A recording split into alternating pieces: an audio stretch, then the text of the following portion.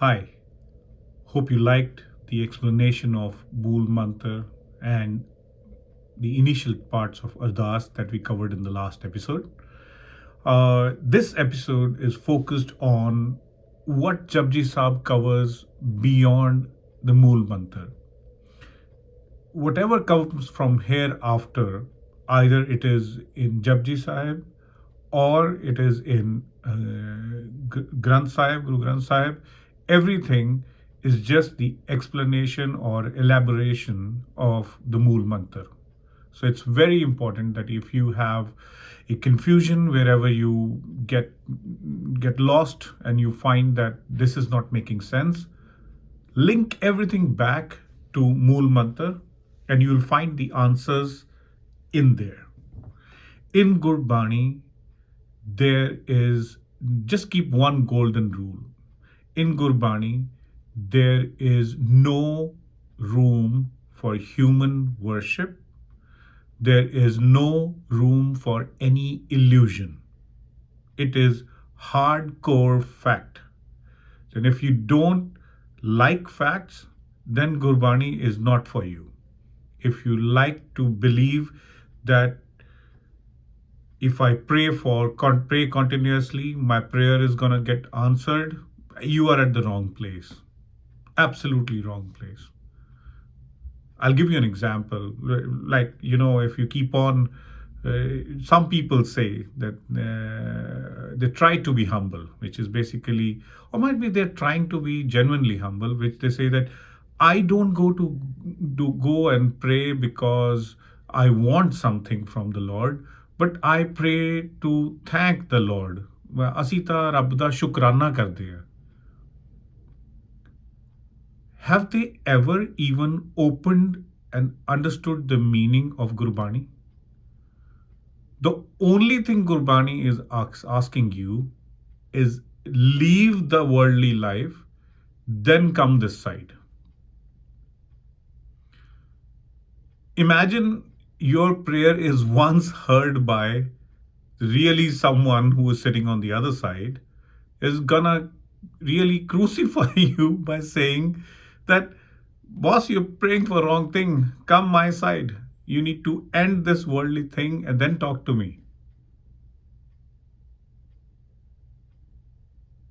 So please be careful. Gurbani is not about thanking the Lord. Gurbani is not about asking something from the Lord. Gurbani is pure factual understanding the Lord. In this episode, it's going to become very clear what do we mean by understanding the Lord. So let's continue our series beyond the Mool Mantra.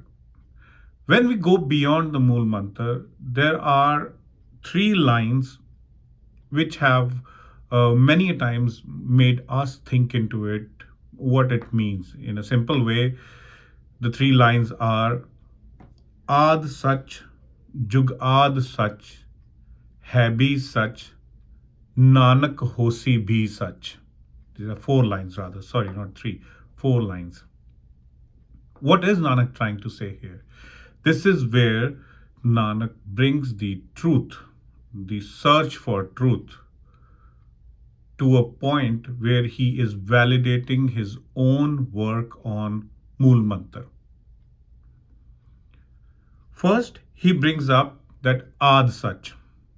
From the beginning, from the inception, it is true. Aad Sach. At that time, there is no Jug. There is no Jug. There is no Treta, Dwapar and Kali Yuga. Nothing. Right? And we will discuss about that also in detail today. What Nanak is saying here is that Aad Sach, from the inception, whatever the definition is given in Mool Mantra has been true. Jug Aad Sach. After Aad Sach, the Jug starts. The Treta, the Dwapar, the Kali Yuga, whatever you want to break it down, the way you want to go. There have been a lot of scientific, the pseudo spiritual and thought going on about what is Kali Yuga, what is Treta Yuga, and what is Dwapar Yuga. Let's simplify it. It's not that complicated. What Nanak is saying is that in these three lines that Jug Aad Sach Hai Bhi Sach Nanak Hosi Bhi Sach. He's covering the three times of Kal. That the Akaal, the ultimate, is true in past, present, and future. Jug Aad Sach. From Jugaton, the Aad has been true. Hai bhi sach. Now also it is true. Hosi bhi sach. It will be true tomorrow also. You want to take these three as your three kals. There are only three kal. There are only three phases of time: past, present, future. Nanak is covering all three of them. He's saying that the truth remains true, the ultimate remains the true in all three. And before this time was created, which is Kal, there is Akal, the Akal Murat, which is covered in Mool Mantra. It was true then also. The Akal here is referred as Ad Sach, the inception truth. Fine. I hope it makes clear that what does these four lines mean. Ad Sach, Jug Ad Sach, Hai Bhi Sach, Nanak Hosi Bhi Sach. Right? Now, the next part is very interesting. The next thing Nanak says is Japp. Okay, this is where the Bani starts. The explanation starts. But okay, fine, you understood everything. It is always true. This is the Mool Mantra. These are its 8 qualities, and it has been always true. Now let's understand it. Fine. Now let's understand it. Not now let's continuously repeat it. The meaning of Jap is to understand. There are different kind of japs in different sects and religions and all aspects.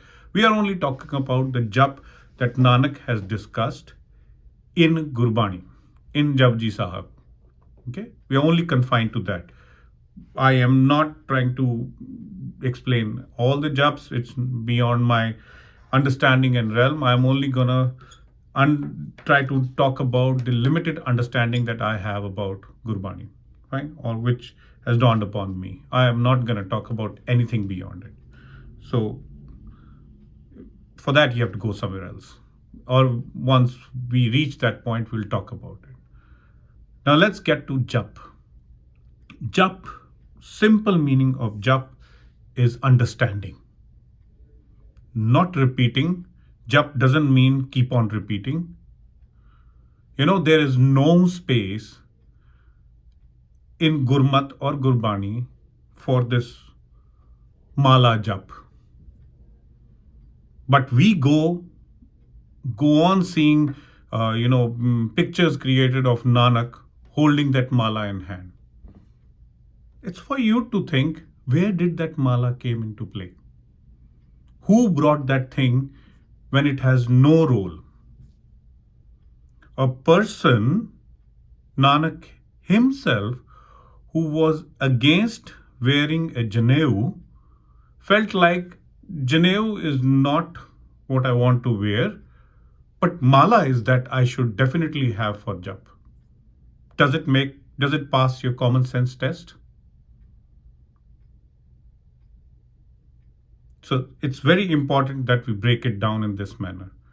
Anything Nanak has said, anything which is on record for Nanak, anything that is on record for any word which has been written or recited in Granth Sahib has to form the sense through Mool Mantra.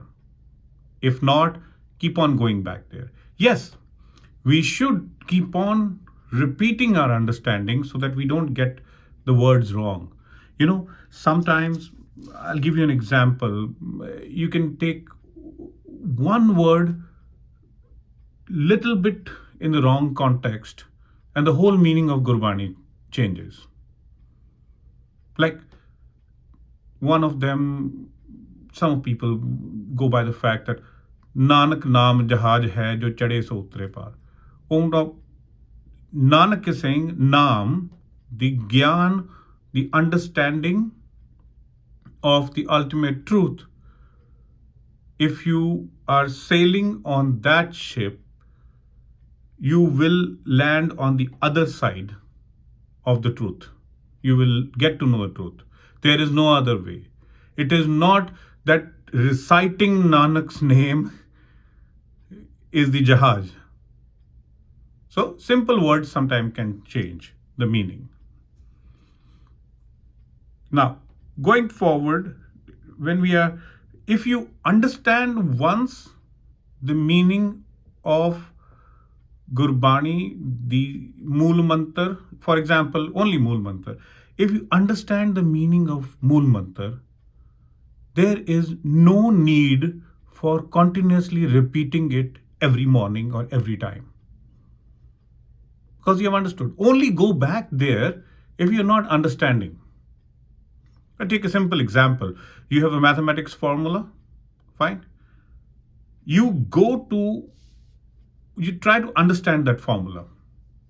If you understand the formula once, and the result out of it, once you understand that this formula is deriving as a result, after that there is no need of again and again reading that formula or reciting that formula. You're done. You understood. It's factual. As I said, Gurbani is factual. There's no space for mysticism or some illusion here. Fine. So very important for you to understand. And once you understand, it becomes a japa jap. It becomes part of your life. So before we move forward, it is very important that you understand the core meaning of Japji Sahib. Jap means understanding, not repeating or continuously reciting. You can recite and repeat Japji Sahib or Mool Mantar every morning, and you can tell your kids to keep on doing for the rest of your life. You're gonna get nothing out of it. Get on the understanding side, and you will transform your next generation's life altogether. I hope this was helpful. Thank you, and we will continue from here on the various bodies of Japji Sahib. Have a wonderful day.